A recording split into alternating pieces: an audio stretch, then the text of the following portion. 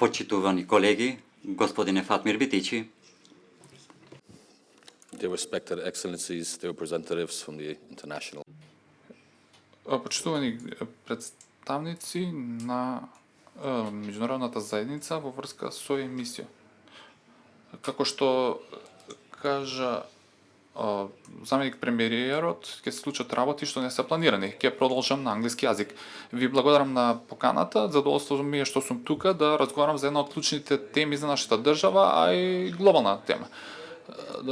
Климатските промени имаат ефекти што ќе го сменат нашиот живот без оглед на тоа што ќе направиме. Сме зборувале за ова и во 70-тите и 80-тите и 90-тите и сегаш сме зборувале дека е доцна, но во реалноста не сме правеле тоа што требало.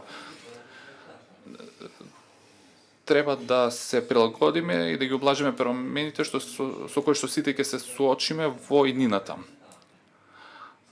Инфраструктурата е апсолутна потреба и институциите и приватниот сектор треба да работат заедно за да ги постигнеме целите на кои што се обврзавме согласно Парискиот договор.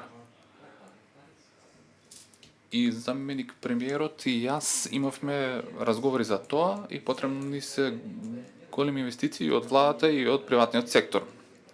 Да ги земеме зградите за пример.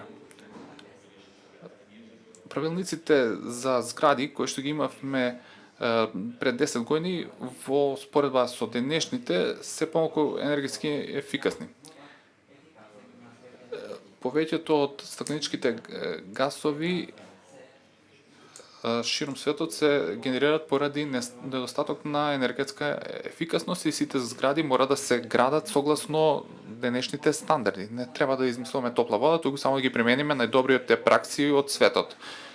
Кога зборуваме за инфраструктура и згради, не можеме да заборавиме дека околу 7% од стакленичките гасови ги испушта индустријата за цемент. Па затоа рециклирањето и циркуларната економија се иднината.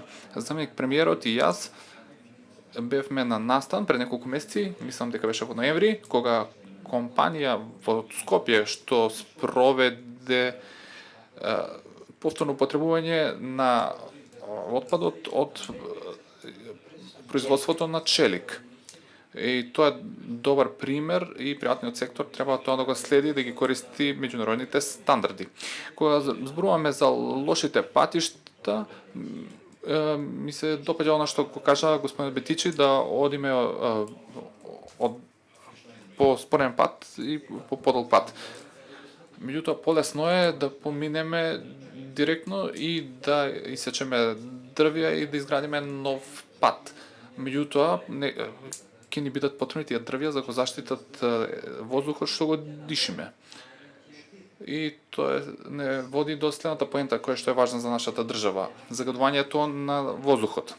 И таа се јавува поради лошата инфраструктура и неостатокот на енергетска ефикасност. Затоа ние како владата предлагаме да се стават соларни панели на училишта и на згради.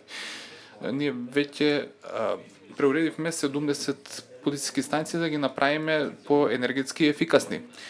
Инвестиравме во болници да го смениме методата за грејање од мазут во газ, кој што е поенергетски ефикасен. Има многу работи што можам да ги кажам, но не сакам да ви одзедам време.